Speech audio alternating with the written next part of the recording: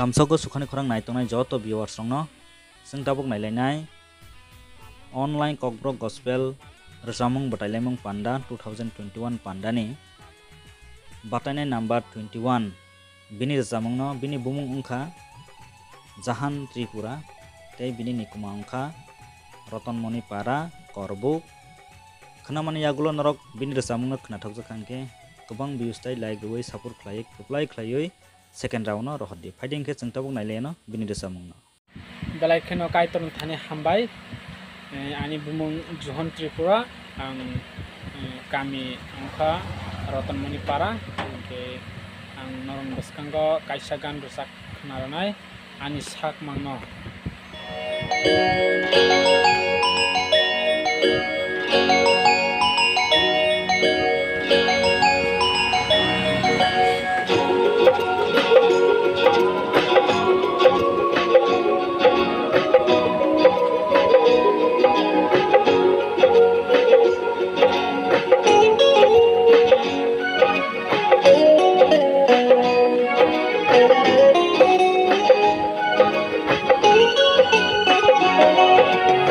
sak mangno